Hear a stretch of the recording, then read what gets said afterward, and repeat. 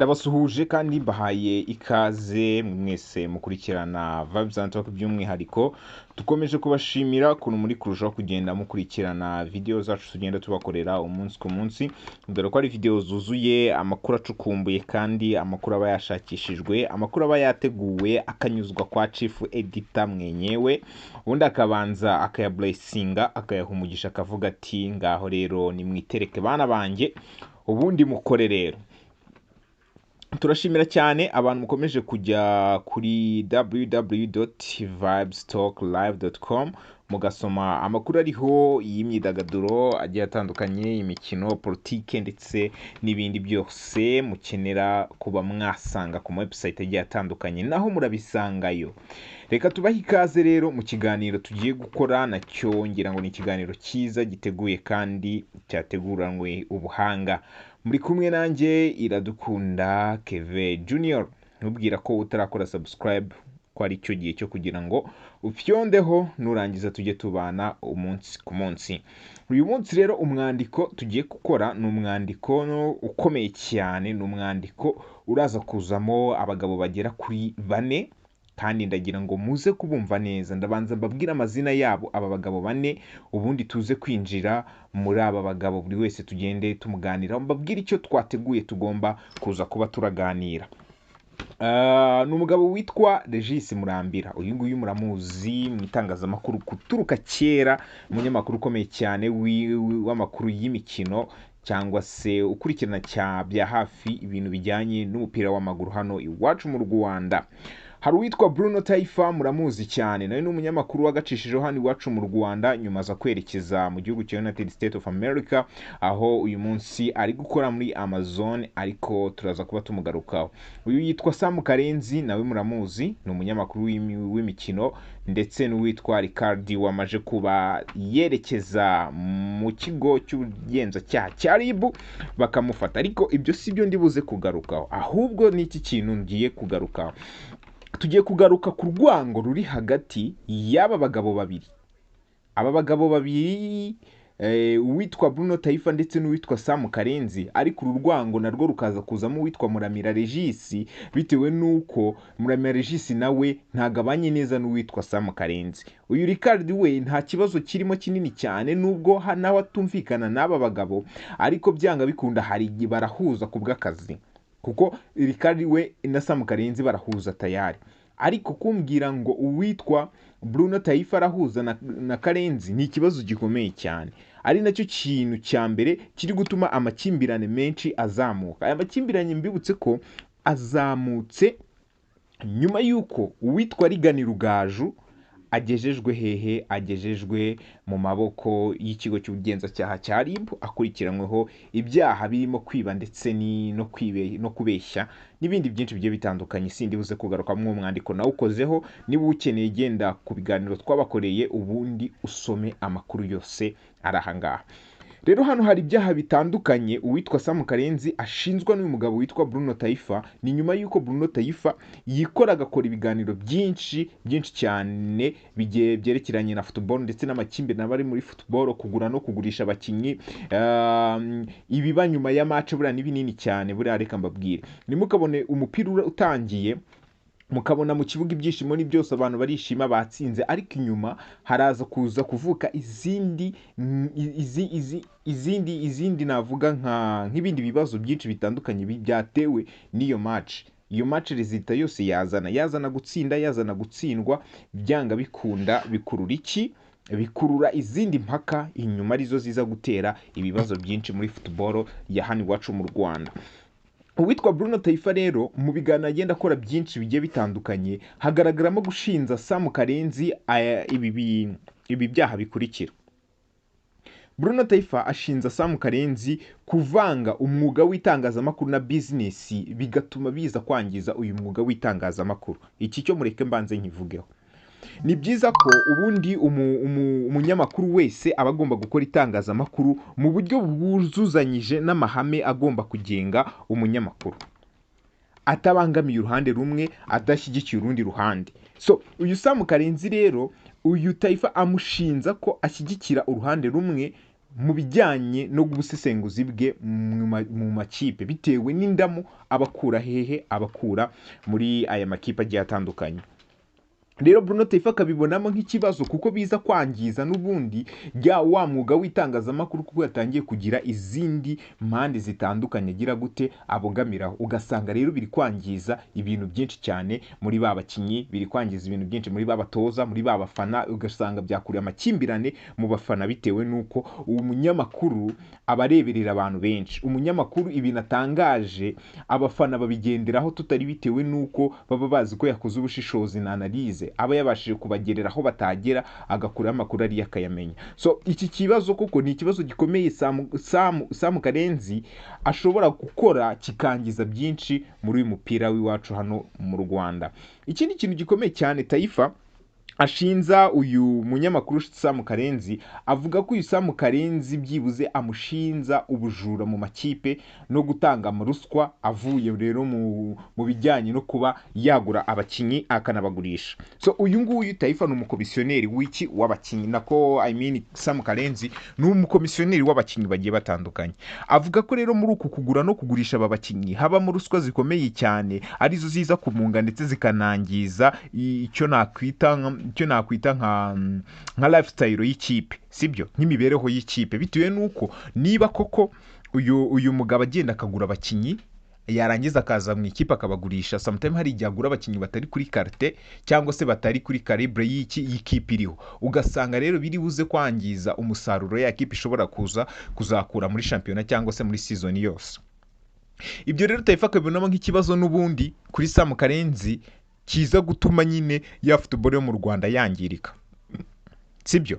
Ibi bintu kandi nibyo muze kubisesengura namwe mu mutwe wanyu, mu byumve, mwumve kuntu kugura abakinnyi batari karite cyangwa se kugura abakinnyi inyuma ya deal runaka, kuko wenda ikipe ifite miliyoni 300 zo kugura, reka tubahereze uyu mukinnyi, turabizi n'igipapuro umukinnyi turagenda iwabo tumufatire kuri makeya, nitumuzana hano iwacu mu Rwanda amafaranga araza kwiyongera, turakayangaya. Kandi ugasanga koko amakipe amwe arabaguze bitewe n'uko yamaze kwizerera muri aba ba komisiyoneri b'abakinnyi, yamaje kwizereramo ko baba bagize gute, baba bashishoje bakareba umukinnyi koko ikipe ikeneye. Abandi bakamucishamo bakanamukoresha test, umukinnyi akitwara neza ukabona birabikoze, ariko nyuma y'iminsi 2 cyangwa 3 ugasanga biramunaniye bitewe nuko uwo mukinnyi ntago yari ari kuri calibre y'ikipe. Ikindi kintu rero, gucuruza abakinnyi hazamo ibintu byinshi cyane, ntago ndibuze kubirondogora, turaza kwinjira mu mwandiko neza. Ikindi ni ukwangiza ibintu byinshi muri football. Niba koko Sam Karenzi ashobora gukora amakuru y'imikino yarangiza akazanamo ikintu cy'amarangamutima, akagira bimwe apfukirana kandi byagakwiye kuvugwa bigakosorwa, kandi umufana agakwiye kumenya, kandi abantu bagakwiye kuba bari informed nabyo, akabihisha cyangwa se akabyorosa, cyangwa se akagira uruhande rumwe abangamira urundi akaruzamura. Ibyo ngibyo bigaragara nko kurutishanya ubusumbane muki mu ma ekipe. Tuvuge niba ari gutonesha ikipe ya IPR, ejo agatonesha ikipe ya Kiyovu, ejo agatonesha ikipe ya Rayon Sport, azaba ari kubiba urwango muri ba bantu bagize ayo makipe. Abo bantu bagize amakipe rero bazatangira kugenda basubiranamo, nibasubiranamo Sam Karenzi azaba ahagaze hagati aho ngaho, azajya atanga amabanga y'ikipe yajyane ku yindi kipe, cyangwa se afata andi mabanga yashyire umukeba, sibyo. Ugasanga rero ibyo bintu biri buze kwica wa murimo we w'itangazamakuru, bize no kwangiza byo byonyine wa mupira w'amaguru wacu hano mu Rwanda. Iyo urebye uwo mwandiko wose uwitwa Bruno Taifa ashinze Sam Karenzi, ahanini usanga ibyo bintu koko niba koko bikorwa, iyo ni haramu. Iyo ni haramu, kandi ni ibintu bikwiye kugira gute, ni ibintu bikwiye gukosoka bigakurwaho cyangwa se bikavugururwa. Ndaza kubereka n'ikigomba kubivugurura. Noneho reka dusimbukire, ese ko mbabwiye ibyo uwitwa Sam Karenzi ashinzwa na Bruno Taifa, Bruno Taifa we baba bamushinze iki? Ni ikihe kintu Bruno Taifa we ashobora kuba ashinzwa mu bijyanye n'imikino? Ikosa rya mbere rikomeye, uyu Sam Karenzi afitanye ikibazo n'uyu Taifa. ariko ikibazo gituruka cyane kuri komenti zuzuye urwango, komenti zuzuye kurwanyana uwitwa Bruno Taifa atera ku biganiro bigiye bitandukanye Sam Karenzi aba yakoze. Sam Karenzi niba akoze ikiganiro uyu munsi wa none, Bruno Taifa ahita agenda kuri YouTube channel yakicara akahita aza avuguruza ibyo witwa Sam Karenzi yageze gute yavuze. Ibyo ngibyo ako kanya biza kugaragara cyane ko witwa Bruno Taifa arwanya Sam Karenzi, arwanya impano ye y'ubunyamakuru, cyangwa se ko bwa bunyamakuru bwa Sam Karenzi nta kirimo. Ko nimba nkoze ikiganiro mugenzi wanjye akahita azahari akicara nawe akakivuguruza, yamara kukivuguruza ugasanga hari abantu bamwe bagiye batandukanye bumvisha ibyo biganiro, ugasanga rero bitumye izina Sam Karenzi rigira gute risenyuka. Nibyo Sam Karenzi yavuze, aravuga ati njyewe ntacyo, ngwino duhangane mu buryo bujyanye na business, duhangane mu bindi, ariko nitujya guhangana mu byo kwangiza izina ryanjye mu banyarwanda ati ntago ndibuze kwemera, ati kuko izina niryo rimbeshejeho, izina Sam Karenzi niryo rigize gute, niryo rimbeshejeho. So ntago ndibuze kwemera rero buri muntu wese uza kuza kwangiza iryo zina ryitwa Sam Karenzi. Urumva koko Sam Karenzi nawe afite ishingiro ryo kuvuga bitewe nuko iki kibazo cyo kuba uwitwa Bruno Taifa buri gihe akomantinga cyangwa se ahinyuza ibyo uyu mugabo aba yakoze mu biganiro, ni ikigaragara ko uwitwa Bruno Taifa n'ubundi agenda kuri Sam Karenzi. Ariko ubusanzwe iyo ubaje Bruno Taifa ukamubwira ati upfa iki na Sam Karenzi ati ntacyo, ndaje mbabwire n'ahantu bagiye bakorana aba bagabo baraziranye bihagije. Ikindi kintu uwitwa Sam Karenzi ashinza Taifa ni urwango muri football ndetse n'itangazamakuru. Uwitwa Bruno Taifa afite ngo politike y'urwango mu mupira w'amaguru, bitewe nuko Bruno Taifa igihe kinini akunze kwibera kuri APR, murabizi. Ariko APR ashaka uburyo ari bubu urwango mu yandi makipe bikomeye cyane, amakipe agasanga ari kuyashwanisha n'abantu, abakinnyi ari kubashwanisha n'abantu, abatoza bari gushwana bitewe n'ibi bari gushwana bitewe n'ibi. Urwo rwango rero uwitwa Sam Karenzi akabona ko uwitwa Taifa arugiramo pourcentage iri hejuru yo kurubiba mu bantu. Ibi bintu nabyo bibaye ari byo byaba ari ikintu gikomeye cyane. Iyi no operation ndi kubakorera ikomeye cyane yerekana ikibazo kiri hagati y'uwitwa Sam Karenzi ndetse n'uwitwa Bruno Taifa. Uyu Sam Karenzi ntago yigeze agaragara abana n'abantu neza cyane, ariko Bruno Taifa we abimfura akavuga ati mu bindi byose mwabana, ariko hari aho tugera ntitwumvikane.